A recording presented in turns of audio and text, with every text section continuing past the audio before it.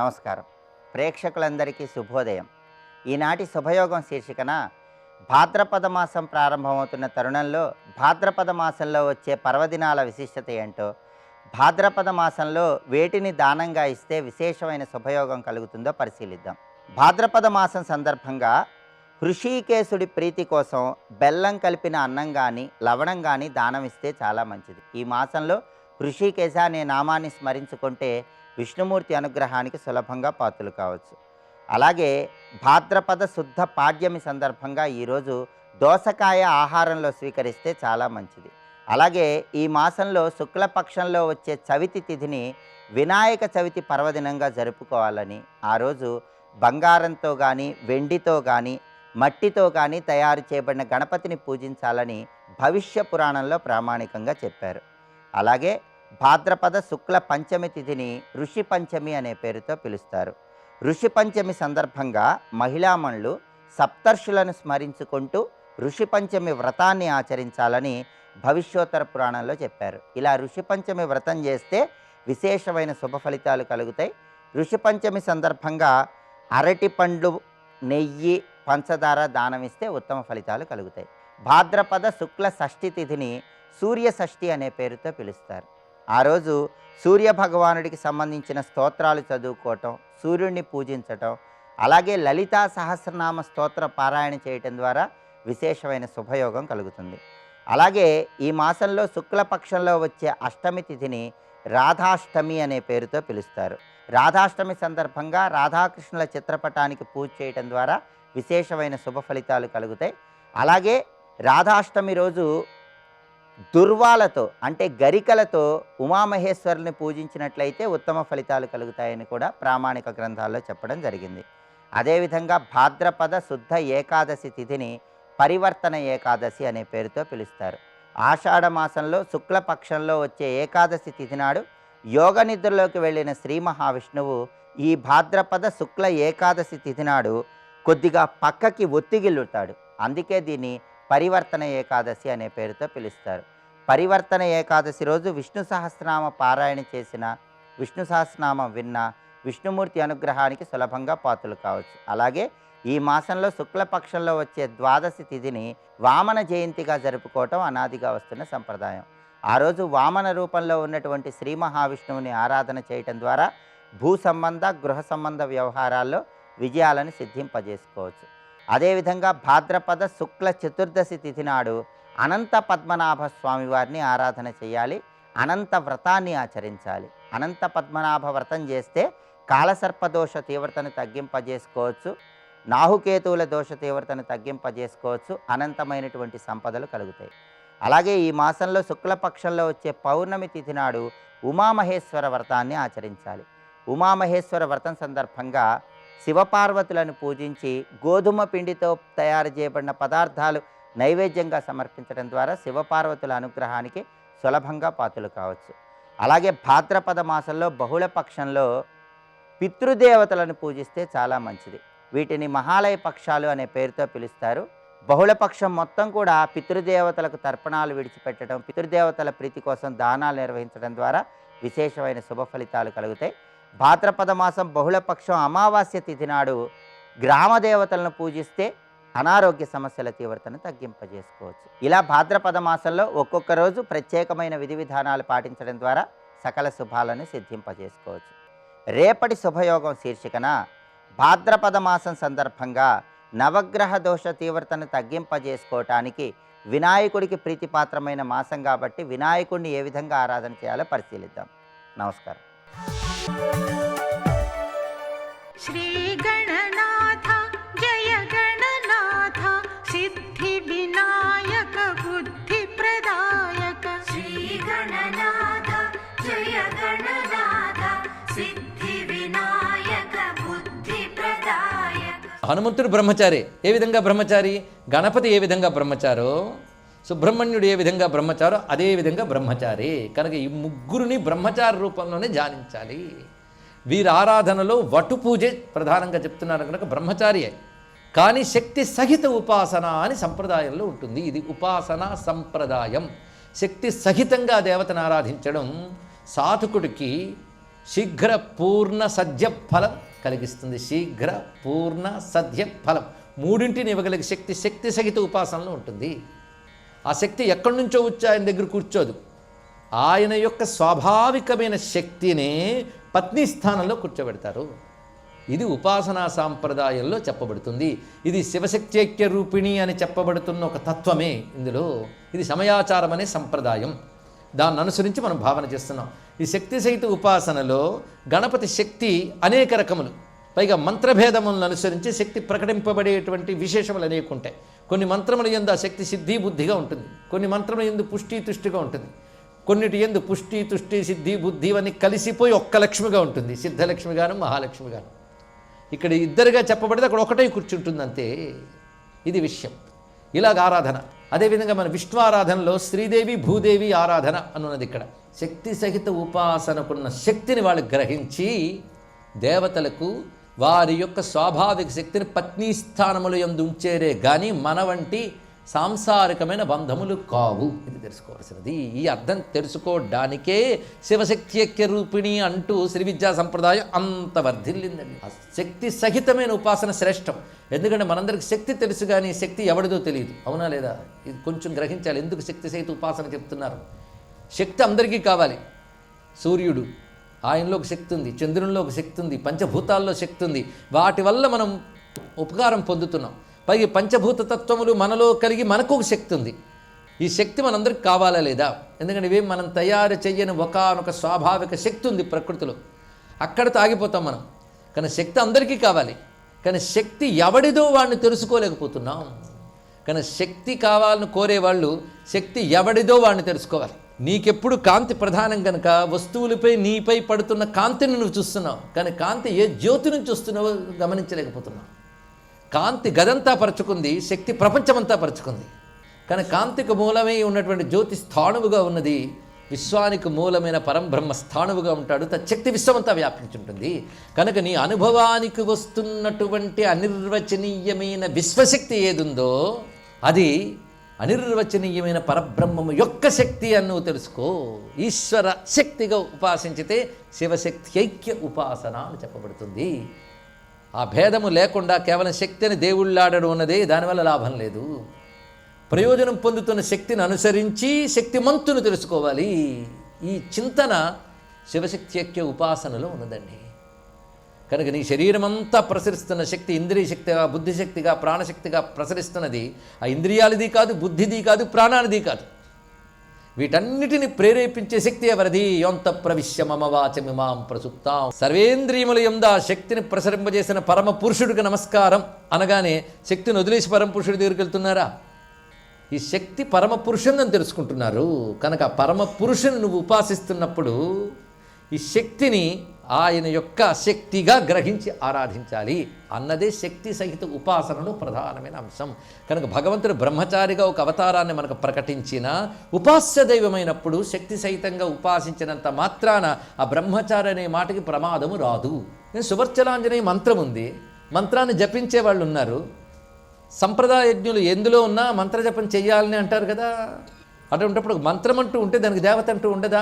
కానీ సువర్చల సమేత ఆంజనేయ స్వామి వారిని కూడా ఇవాళే మనం స్మరించుకుందాం శక్తి గణపతి ధ్యానంలో. ఇప్పుడు గణపతి శక్తి ఏంటో మనం తెలుసుకుంటున్నాం వివిధ విధాలుగా. ఆంజనేయుని శక్తి ఏంటంటే ఆంజనేయుడు ప్రధానంగా జ్ఞానదేవత అన్నాం కదా, జ్ఞాన గుణసాగర. జ్ఞానం యొక్క శక్తి ఏమిటంటే వర్చస్సు, కాంతి జ్ఞానం యొక్క శక్తి. అందులో వేద విజ్ఞానం ఎక్కడుంటుందో అక్కడ వర్చస్సు ఉంటుందిట. వేద విజ్ఞానం రెండు విధాలు. వేదాలను అధ్యయనం చేసి తెలుసుకోవడం ఒకటి, అధ్యయనం చేసిన దాన్ని జీవన విధానంగా కలిగి ఉండడం ఒకటి. రెండు ఉండాలి. వేద జీవనం, వేద జ్ఞానం, ఈ రెండు. కనుక వేద జ్ఞానంతో జీవించడం, వేద జీవనాన్ని ఆచరించడాన్ని ఆచారం అంటారు. ఆ వేద ధర్మాన్ని ఆచరించని వాడికి వేదముల వల్ల ప్రయోజనము లేదు అంటాడు. అందుకే ఆచారహీనం నపునంతి వేద అనే మాట దానివల్ల వచ్చింది. ఎప్పుడైతే వేదం అధ్యయనం చేసి ఆచరిస్తారో వాడిలో ఒక తేజస్సు వస్తుందిట. ఆ తేజస్సుకి మనం వర్చస్సు అంటాం. ఎన్ని వర్చస్సులున్నా ఆ వర్చస్సు తర్వాతే ప్రతిదీ కూడా. అయితే ఆ వర్చస్సు గొప్ప వర్చస్సు కనుక దానికి సు అని పేరు. అది లోకోపకారి అయినప్పుడు సు. సు అంటే మేలు కలిగించున్నది కూడా. కనుక మేలైన వర్చస్సు, మేలు కలిగించే వర్చస్సు సువర్చస్సు. అది ఆయన యొక్క శక్తి. కనుక అటువంటి శక్తి కలవాడు గనక సువర్చస్సును ఒక మాతృమూర్తిగా, ఒక దేవతామూర్తిగా నువ్వు భావిస్తే సువర్చల సమేతమైన హనుమంతుణ్ణి సువర్చల పతిగా అంటున్నావు. ఎందుకంటే సువర్చల సమేత హనుమన్మూర్తి ధ్వజదత్తుడైన మహర్షికి దర్శనమిచ్చిన విధానం వర్ణిస్తాడు సంహితా గ్రంథంలో. ఒళ్ళు పులకించిపోతుందండి. ఆ తల్లి ఎలా ఉంటున్నది అంటే, ఆంజనేయ స్వామి పంచముఖుడి ప్రకాశించగానే ప్రక్కన నిలబడి ఉంటుందిట. ఒక చెయ్యి లీలాహస్తంగా, ఒక చెయ్యి పద్మం పట్టుకుని తల అలా వంచి హనుమత్ పదాలను చూస్తూ ఉంటుందండి. ఆ పాతివత్య స్వరూపం అంత చక్కగా వర్ణించాడు. ఆ తల్లి అలా నిలబడి ఉంటుందిట. అమ్మ అనగానే కలిగే భావం వేరండి. ఎప్పుడైతే శక్తి సహితంగా భగవంతుని మీరు ధ్యానిస్తారో, తల్లి తండ్రి ఇద్దరూ ఉన్న పిల్లాడికి కలిగే ధైర్యం కలుగుతుంది. తెలుసుకోండి ఇక్కడ. అందుకే పుట్టు భోగులు మేము భువి హరిదాసులము నట్టనడిమి దొరలు నాకియ్యవలెనా అన్నాడు అన్నమయ్య. ధైర్యంగా చెప్పాడు. నాకు ఎవడివ్వక్కర్లేదయ్యా అంటే, మా అమ్మ లక్ష్మి, మా అయ్య విష్ణువు. ఎంత ధైర్యం అండి అమ్మ. అందుకే శ్రీమన్నారాయణ విష్ణువు అనగా అమ్మ వచ్చింది అక్కడ. కనుకనే పరమేశ్వరుడు మనందరికీ తల్లి తండ్రి అయినప్పుడు వారి బిడ్డలం మనందరం. అందుకు హనుమంతుని పరమేశ్వరుడిగా మనం ఉపాసిస్తున్నప్పుడు పక్కన ఉన్నటువంటి సువర్చల ఆయన యొక్క శక్తి మనకు అమ్మయే. స్వస్తి.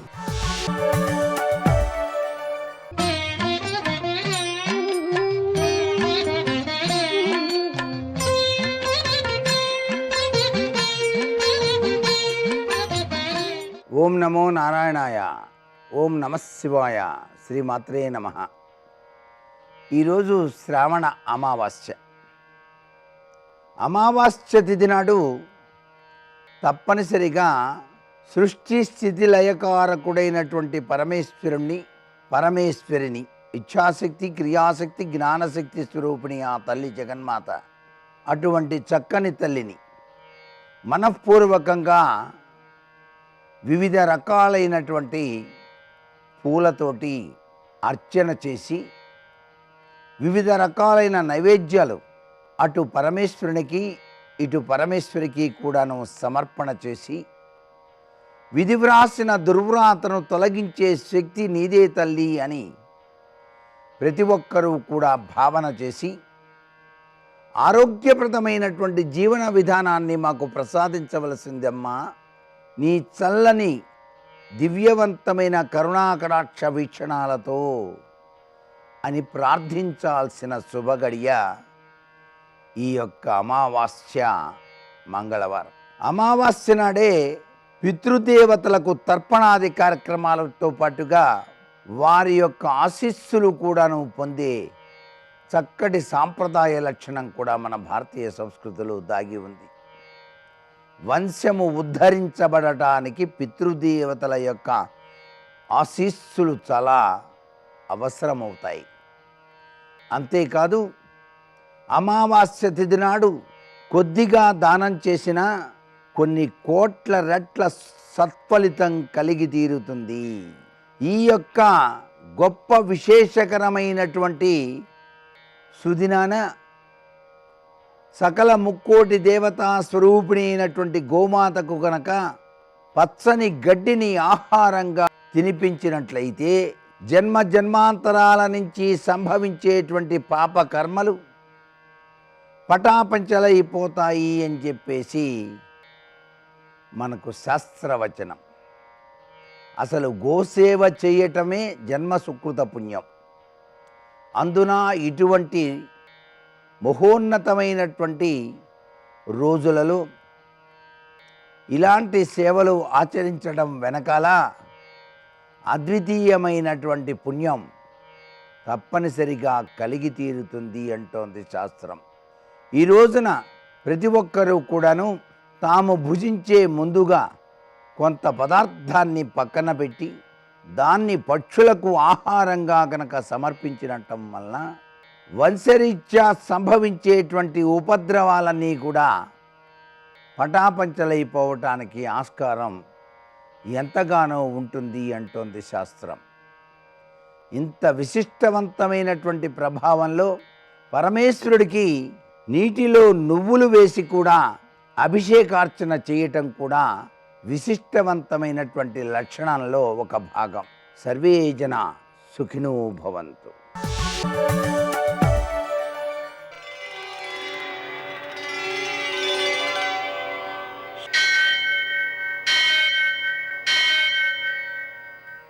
सहस्रशीरुषं देवं विश्वाक्षं विश्वशम्भुवं विश्वं नारायणं देवमक्षरं परमं पदं विश्वतः परमां नित्यं विश्वं नारायणगुं हरिं विश्वमेवेदं पुरुषस्तद्विश्वमुपजीवति पतिं विश्वस्यात्मेश्वरगुं शाश्वतगुं शिवमच्युतं नारायणं महाज्ञेयं विश्वात्मानं परायणम्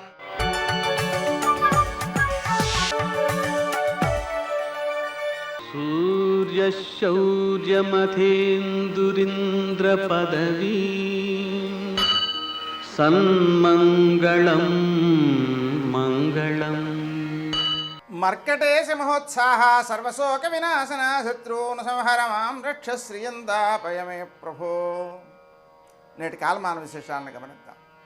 స్వస్తి శ్రీ చాంద్రమాన ప్లవనామ సంవత్సరం దక్షిణాయనం వర్ష ఋతువు శ్రావణమాసం కృష్ణపక్షం మంగళవారం. సూర్యోదయం 6:06 సూర్యాస్తమయం 6:21 తిథి అమావాస్య ఉదయం 6:20 వరకు.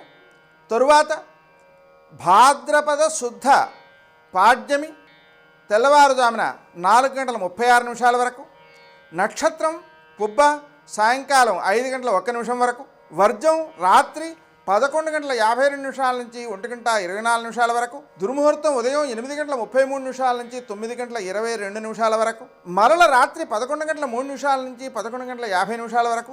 అమృతకాలం ఉదయం 10:49 నుంచి మధ్యాహ్నం 12:22 వరకు. రాహుకాలం మంగళవారం కాబట్టి మధ్యాహ్నం 3 నుంచి 4:30 వరకు. అష్టకవర్గ రీత్యా శుభప్రదమైన సమయం మధ్యాహ్నం 1 గంటకి. నేటి విశేషం ఉదయం 6:20 లోపులో సూర్యచంద్రులు ఒకే నక్షత్రంలో ఉండడం వలన పద్మక యోగం అనేటువంటిది ఒకటి సిద్ధిస్తోంది. దీంట్లో నదీ స్నానాలు, దానాలు, పితృదేవతారాధనలు ఇవన్నీ కూడా అక్షయమైన ఫలితాన్ని ఇస్తాయి. అంతేకాకుండా అమావాస్య మంగళవారం అనేటువంటి యోగం అమాభౌమ యోగం ఇది కూడా ఉదయం 6:20 వరకే ఉంది. ఈ సమయంలో మనం గంగా స్నానం చేసినట్లయితే గోసహస్రదాన ఫలితం వస్తుంది. దాంతో పాటుగా మనం చేసేటువంటి దానాలన్నీ కూడా అక్షయమైన ఫలితాన్ని అందజేస్తాయి. మరో విశేషం శైవ మౌనవ్రతం ఉంది. ఆ కారణంగా శివభక్తులైనటువంటి వారు రోజంతా మౌనం ఉండి నమశివాయ మంత్రాన్ని చేసుకోవచ్చు. కానీ అంతకు మించి ఉత్తమ ఫలితం రావడానికి రమణ మహర్షి ఒక అంశాన్ని చెప్పారు. ఏమిటంటే అది అరుణాచల శివ అనే నామాన్ని ఉచ్చరించినట్లయితే శివపంచాక్షరి 5 కోట్ల సార్లు చేసిన ఫలితం వస్తుందని చెప్పారు. అదేవిధంగా ఈరోజు మహత్తమ వ్రతం అనేది ఒకటి ఉంది. ఆ వ్రతాన్ని మనం ఆచరించడం ద్వారా విశేషమైనటువంటి గొప్పతనాన్ని, ఆధ్యాత్మిక ఔన్నత్యాన్ని పొందగలుగుతాం. కాబట్టి మనం ఈ సమయాలను సద్వినియోగం చేసుకోవడం మంచిది. నేటి ఆణిముత్యాలు.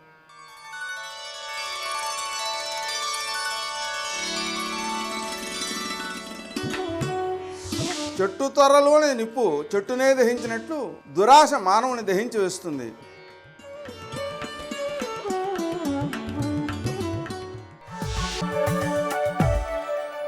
कृष्णं वन्दे जगद्गुरुं कृष्णं वन्दे जगद्गुरुं कृष्णं वन्दे जगद्गुरुं कृष्णं वन्दे जगद्गुरुं कृष्णं वन्दे जगद्गुरुं कृष्णं वन्दे जगद्गुरुं.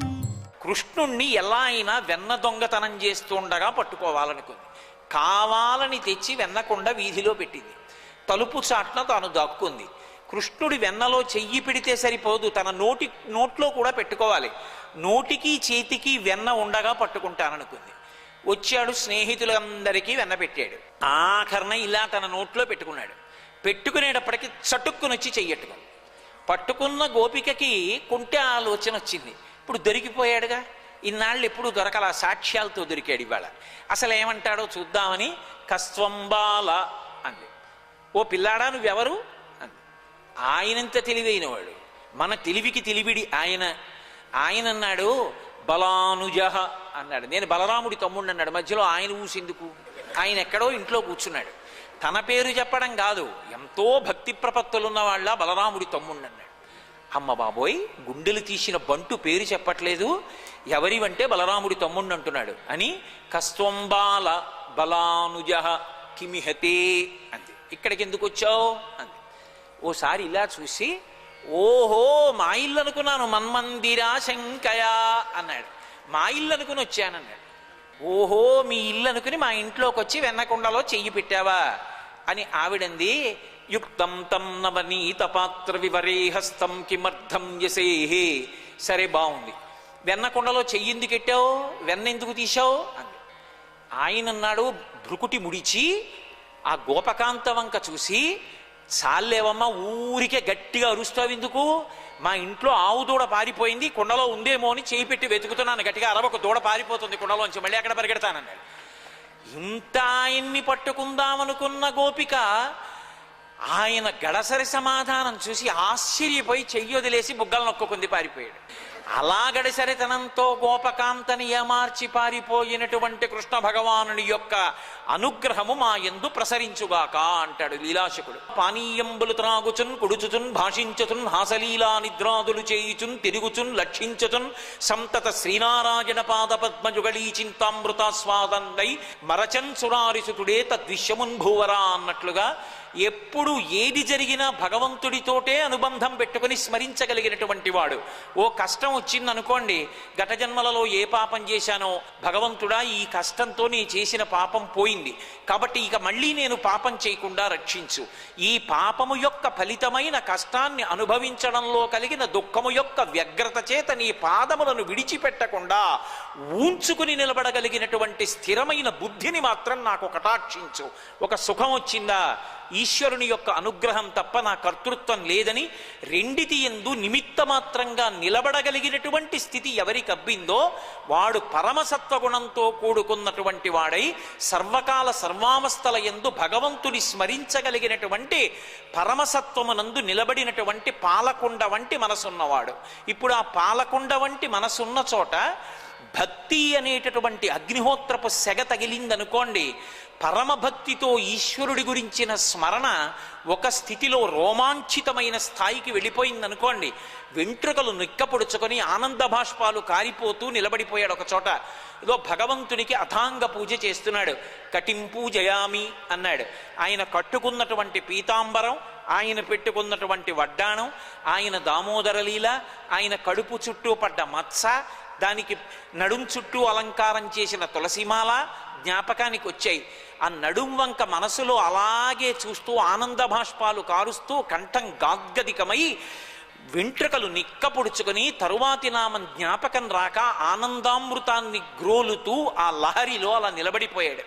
అలా నిలబడిపోగలిగినంత వ్యగ్రత కలిగినటువంటి భక్తికి చేరడం అగ్ని చేత పాలు తప్తము కావడం. ఇప్పుడు ఆ పాలు పైకి పొంగుతాయి. ఆ పొంగినప్పుడు అలా ఒకసారి పొంగు ఒకసారి కుంగు కాదు, భగవదనుభవమునకు అత్యంత ప్రధానము శాంతము. అందుకే త్యాగరాజస్వామి శాంతము లేక సౌఖ్యము లేదు సారసాదళానయన అంటారు. శాంతమనబడేటటువంటి నీరు తగిలితే మళ్ళీ వెనక్కెడుతుంది. వెనక్కి వెడితే ఇత పూర్వం భగవదనుభవాన్ని పొందినటువంటి మహాపురుషులు ఎవరున్నారో అటువంటి వారితో కూడిక సంగము కలిగితే ఆ పెరుగు ఈ పాలకి కలుస్తుంది. కలిస్తే ఏ విధమైనటువంటి కదలిక లేకుండా శరీరాన్ని నిటారుగా నిలబెట్టి లోపల స్మరణలు చేస్తూ భగవంతుడి గురించి ఆలోచిస్తూ ఉంటాడు. ఏకాగ్రమైనటువంటి చిత్తమునకు భక్తి అనబడేటటువంటి తాడు, ఆ మనస్సు కవ్వం. ఇప్పుడు అందులో చిలికితే ఆత్మవిచారము అనబడేటటువంటి ఆ చిలకడంలోంచి భగవంతుని యందు నిరతిశయ ప్రీతి ఏర్పడుతుంది. ఆ ప్రీతి చేత తనకి భగవంతుడికి మధ్య అభేదమైనటువంటి ఒకటైనటువంటి స్థితిని ఆనందముగా ఆ అద్వైతానుభూతిని అనుభవిస్తూ ఉంటాడు. అలా అనుభవించడం జాగృతి యందు సాధ్యం కాదు. తానొకడు ఆయనొకడు ఉన్నప్పుడు సమర్పణం అన్నది ఇంకా తానుగా ఉండిపోతాడు. అందుకే అగ్ని తగిలితే కరిగిపోతుంది, నీళ్లలో అయితే తేలిపోతుంది.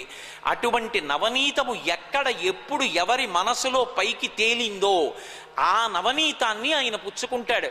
అంటే పరమభక్తి కలిగి ఆత్మవిచారం చేసేటటువంటి యోగస్థితిని పొందినటువంటి మహాపురుషుల యొక్క హృదయ పద్మమునందు నివసించి వారి మనసులో ఉద్భుతమైనటువంటి నిరతిశయ ప్రీతి అనబడేటటువంటి నవనీతాన్ని తీసుకుంటాడు తప్ప వారికి తెలియకుండా తీసుకున్నాడు కాబట్టి చౌర్యము అంటారు తప్ప కేవలము బాహ్యంలో వెన్న దొంగతనం చెయ్యవలసినటువంటి అగత్యం కృష్ణ భగవానుడికి లేదు.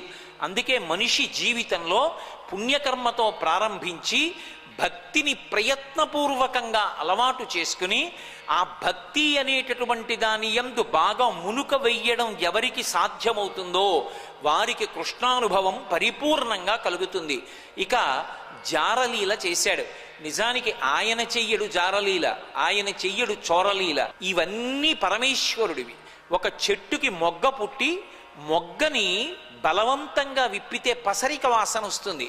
అదే మొగ్గ కాలక్రమంలో మెల్లిమెల్లిగా పెద్దదై తనంత తాను విచ్చుకుంటే అందులోంచి సువాసనలు గుబాళిస్తాయి. ఒక్క చామంతి పువ్వు చూడండి, ముచిక మీద అన్ని రేకులు అంత అందంగా పేర్చి బోర్లించి ముచిక పట్టుకుని ఊపిన ఒక్క రేకు కింద పడకుండా పేర్చిన ఆ మహాశిల్పి ఎవరు? నేను అనేక గీతలు కాగితాల మీద గీశాను. నీళ్లు తగిలితే గీతలు చెరిగిపోయాయి. నేను పుట్టినప్పుడు నా అరిచేతిలో ఉన్న గీతలు ఎన్నిసార్లు స్నానం చేసినా ఎన్నిసార్లు చెయ్యి కడుక్కున్నా కూడా ఈ గీతలు కరిగిపోలేదు. తడిసిపోకుండా కరిగిపోకుండా ఈ గీతలు గీసినటువంటి మహాశిల్పి ఎవరు? భక్తి అనేటటువంటి భావన కలగడానికి ఏదో ప్రయత్నపూర్వక ముహూర్తాలు ఉండవు. విశ్వాన్ని చూసి దాని యజమాని గురించి ఆలోచన చేసిన నాడు ఈ సమస్తము పరమేశ్వరుడిది. పరమేశ్వరుడిది కానిది అన్నది ఏదీ లేదు. సర్వం శ్రీ ఉమామహేశ్వర పరబ్రహ్మార్పణమస్తు. స్వస్తి.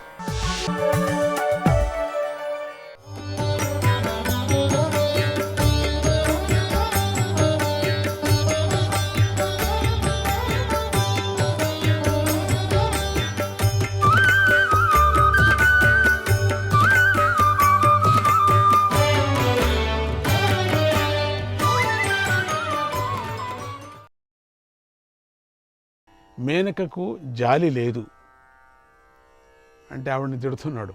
అందుకే నిన్ను పర్వతంపై విడిచి తన దారిని తాను వెళ్ళిపోయింది. ఆవిడ ఎంత ఎంత కఠినాత్మురాలు అనే విధంగా మాట్లాడుతున్నాడు. నీ తండ్రి అయిన విశ్వామిత్రుడు అటువంటి వాడే కదా, అట్లా చేసేది వాళ్ళిద్దరూ. అతనికి జాలి లేదు. ఆశతో తపస్సు చేస్తూ ఆ తపస్సు సిద్ధించే సమయానికి కామవశుడైపోయాడు. చేయవచ్చా నీ తండ్రి ఆ పని చేయొచ్చా? తప్పు చేశాడు నీ తండ్రి. నీ తల్లి మేనక కూడా తప్పు చేసింది. నీ మాటలు నమ్మబుద్ధి కావటం లేదు. పైగా సిగ్గుపడకుండా రాజైన నా ఎదుటే మాట్లాడుతున్నావు. రాజే కదా ఎట్లయినా. వెనుక ముందు చూసుకోకుండా మాట్లాడుతున్నావు. ఎవరి వద్ద ఏం మాట్లాడుతున్నావో తెలుసుకోవటానికి నీకు సిగ్గు వేయటం లేదా ఈ సభలో? ఇక మాటలు చాలించు. ఎంత నీతి చెప్తున్నావు నువ్వు? నాకు నీతి చెప్తున్నావా? అసలు నువ్వు ఎవరో నాకు తెలీదు. నేను చూడలే. నీ పుత్రుడిని కూడా నేను చూడలేదు. నా పుత్రుడు కాదు, ఎట్లా అవుతాడు అని ఈయన కూడా కొంచెం స్పీడ్ ఎక్కువ చేసుకున్నాడు.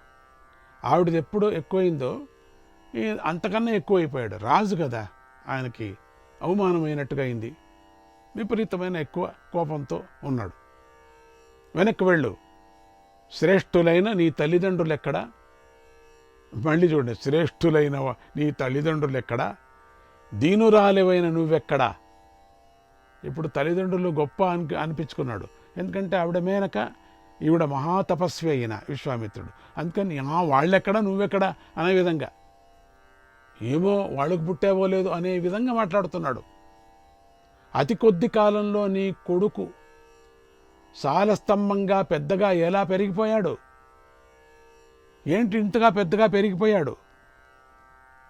ఏదో 12 ఏళ్ళు అంటున్నావు, చూస్తే ఏమిటి యువకుడుగా పెద్దవాడుగా అయిపోయాడు. చూస్తే ఏ 30 ఏళ్ళలాగా 40 ఏళ్ళలాగా ఉన్నాడు. చూస్తే పెద్ద స్తంభంలాగా పెరిగిపోయాడు. నాకు మాత్రం సందేహంగా ఉంది. నువ్వు చెప్పే కథ అంతా సందేహంగా ఉంది. మీ నాన్న కాదు, మీ అమ్మ కాదు, వాళ్ళకి నువ్వు పుట్టావో లేదో తెలీదు. నిన్నేదో జంతువులు పక్షులు మోసుకొచ్చాయి కణువుడి దగ్గరికి అన్నావు. అది ఏం నమ్మటానికి అవుతుందా? కణువ మహర్షి నిన్ను సాకాడు అని చెప్తున్నావు. ఏదో ఆశ్రమానికి ఎవరో అనాథలు వస్తే సాకినట్టుగా నిన్ను అనాథ శిశువు నువ్వులాగా సాకి ఉండవచ్చు. ఎవరు నువ్వు? ఎవరికి పుట్టావు? ఇది చూడండి, ఎక్కడ మంచి పాయింట్ కోర్టులో వేసినట్టుగా వేశాడండి. మంచి లాయరు, దుష్యంతుడు పెద్ద లాయరే కదా. అందుకని నాకు అర్థం కావటం లేదు. నువ్వు చెప్పేదంతా అబద్ధం. ఏది ఏమైనా నువ్వు చెప్పిన కథ అంతా నా కళ్ళ ముందు జరగలేదు కదా, నాకు తెలియదు కదా కథ అంతా. ఎంత పెద్ద కథ చెప్పావు, నేను చూడలేదు కదా అది. అందుచేత స్టేట్మెంట్ రాస్తున్నాడు. అందుచేత నువ్వెవరో నాకు తెలియదు అని సీలు వేశాడు. నీకు నాకు సంబంధము లేదు అని రాసి పారేశాడు. కనుక నువ్వు నీ దారి నువ్వు వెళ్ళవచ్చు అన్నాడు. శకుంతల అంటోంది, ఓ రాజా, నువ్వు ఇతరుల్లో ఉన్న ఆవగించంత చిన్న దోషాన్ని చూస్తున్నావే కానీ నీలో ఉన్న మారెడుకాయంత పెద్ద దోషాన్ని చూస్తూ ఉండి కూడా చూడనట్టుగా ప్రవర్తిస్తున్నావు. కానీ ఇక్కడ అక్కర్లేదు, పతివ్రత ధర్మాన్ని చెప్తూ ఉన్నది కదా. పతివ్రత ధర్మం అసలు గుర్తులు ఎందుకు చూపించాలా పనిలేక? అంతరాత్మ ఒప్పుకోవాలి కదా. అంతరాత్మ ఒప్పుకుంటే అంటే అదే కదా మొట్టమొదటి స్తుతిలో చెప్పింది ఆవిడ, అంతరాత్మ ఒప్పుకోవాలా అని. మేము కథ చెప్పుకున్నాం కదా, అన్ని చోట్ల సర్వంతర్యామి పరమాత్ముడు అన్ని చోట్ల ఉన్నాడు. నువ్వు దాచుకొని ఏ పని చేయలేవు. పంచభూతాలు చూస్తుంటాయి. ఒకవేళ పంచభూతాలు చూడకపోయినా నీ అంతరాత్మ చూస్తూ ఉన్నది. అందుకని కదా అరటిపండు అట్లే తీసుకొచ్చాడు పురంధరదాస్, అట్లే తీసుకొచ్చాడు వ్యాసరాయి దగ్గరికి. ఆ కథ అది. అందుకని మొట్టమొదటి నీతిలోనే చెప్పింది ఆవిడ, నీ అంతరాత్మ తెలీదా, నేనెవరని తెలీదా? నువ్వు సామాన్యుడా? నువ్వు దుష్యంత, నువ్వు సామాన్యుడా? నువ్వు ఓ మామూలు రాజు అనుకున్నావా నువ్వు? ఎటువంటి వంశంలో ఎటువంటి యజ్ఞయాగాదులు చేశారు మీరు, మీ నాన్నగారు వీళ్ళందరూ కూడా? నువ్వెవరనుకున్నావు అని మొదట్లోనే చెప్పుకొని వచ్చింది. ఇప్పుడు అదంతా వదిలేసింది. నీలో తప్పు పెట్టుకొని ఊరికే నాలో ఎందుకై అంటావు? ఇక అట్లా దిగింది ఆవిడ. నా తల్లి మేనక దేవత తెలుసా నీకు? ఎంతమంది ఆ ఇంద్రుడికి పుత్రికలు తెలుసా? అది తెలుసా నీకు? ఇంద్రుడు అంటే ఎవరు తెలుసా నీకు? మేనక నా దేవత. ఆవిడ అద్భుతమైన, ఆవిడ ఆకాశ మార్గంలో సంచరిస్తుంది. ఆమెను దేవతలు అనుసరిస్తున్నారు. అందుచేత నీ జన్మ కంటే నా జన్మే గొప్పది. ఏంటి నా జన్మ సరిగలేదు అంటావా? నన్ను దిగు కిందికి చెప్తా నీకు అని పట్టుకుంది గట్టిగా.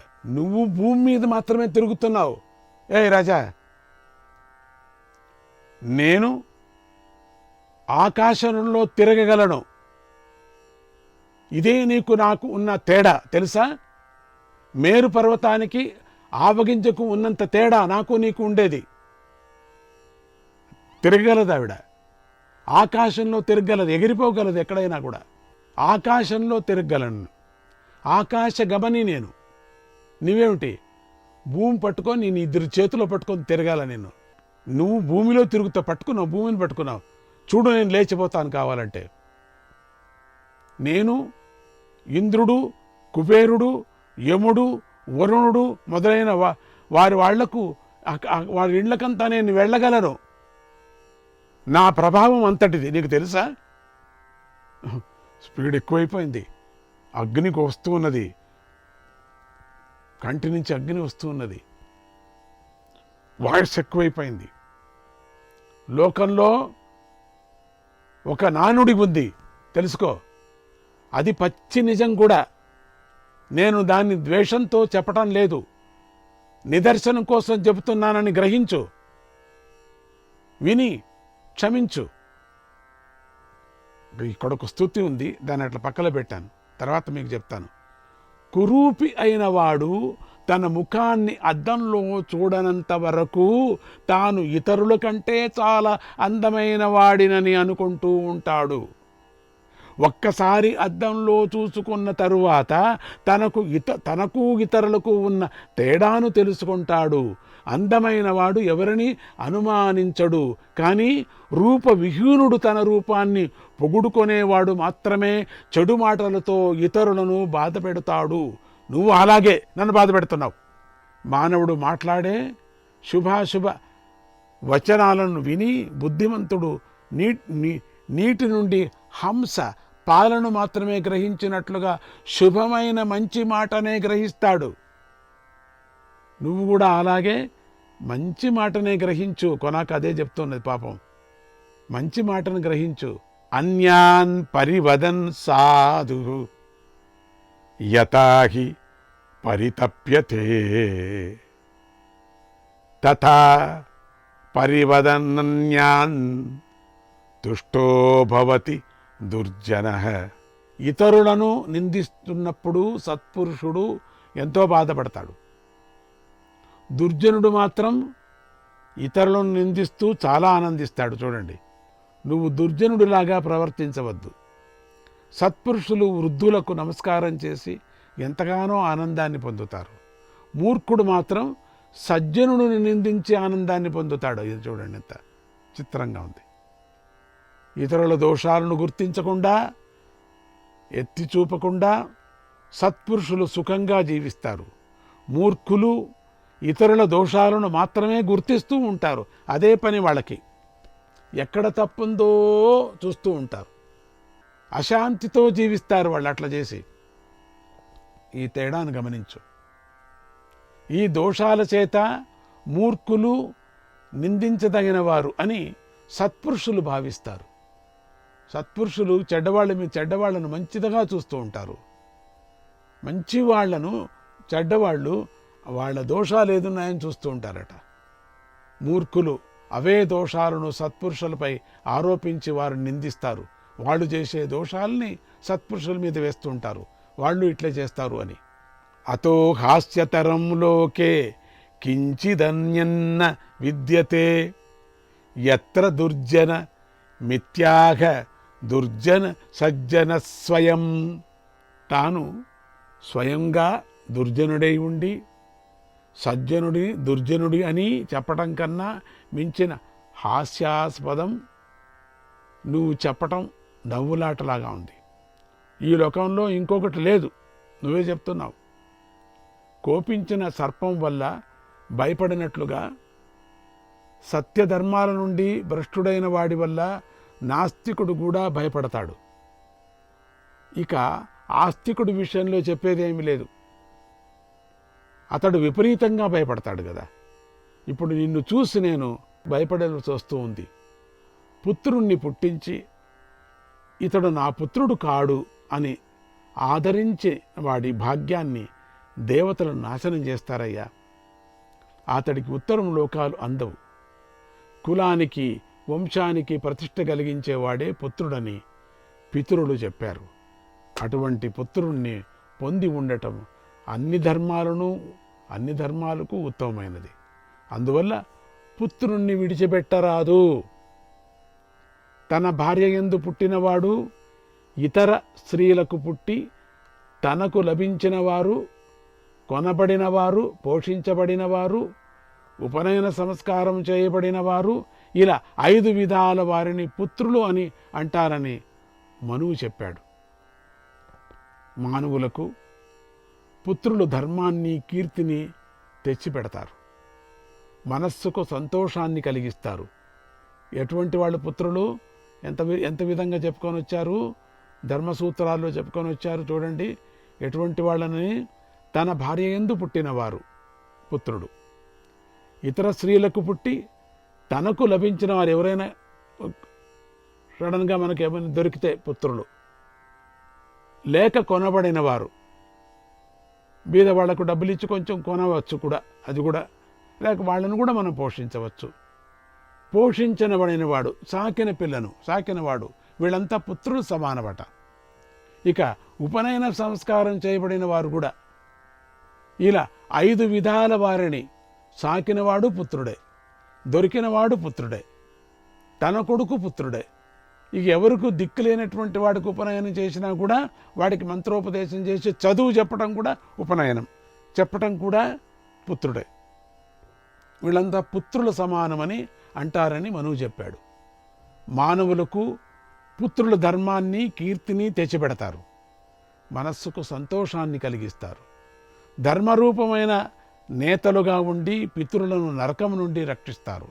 అందువల్ల ఓ రాజా, నువ్వు పుత్రుణ్ణి విడిచిపెట్టకూడదు.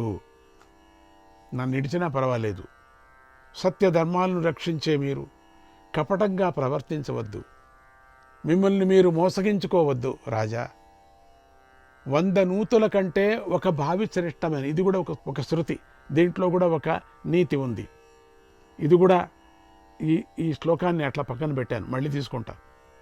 100 నూతుల కంటే ఒక బావి శ్రేష్టమనేది, అటువంటిది 100 బావుల కంటే ఒక క్రతువు యజ్ఞం శ్రేష్టమైంది.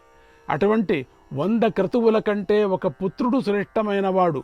అటువంటి 100 మంది పుత్రుల కంటే సత్యం శ్రేష్టమైనది. ఎంత బాగుంది. అశ్వమేధ సహస్రంచ సత్యంచ తులయా ధృతం, అశ్వమేధ సహస్రాద్ధి సత్యమేవ విశిష్యతే. 1000 అశ్వమేధ యాగాలను ఒక తక్కడలోనూ సత్యాన్ని మరో తక్కడలోనూ ఉంచి తుచితే 1000 అశ్వమేధ యాగాల కంటే కూడా సత్యమే బరువుగా తూగుతుంది. రాజా, వేదాలన్నీ చదవటం, అన్ని తీర్థాలలోనూ స్నానం చేయటం కూడా సత్యమైన వచనంతో సమానమవుతాయో కావో చెప్పలేం. కానీ సత్యంతో సమానమైన ధర్మము లేదు, సత్యం కంటే గొప్పది లేదు. ఈ లోకంలో అసత్యం కంటే మించిన తీవ్రతరమైన మంది పాపము లేనే లేదు. రాజా, సత్యమే పరబ్రహ్మం, సత్యమే అన్నిటికన్నా గొప్ప వ్రతం. నువ్వు నీ సత్యవ్రతాన్ని విడిచిపెట్టకు. శ్రీకృష్ణాయ పరమాత్మనే నమః.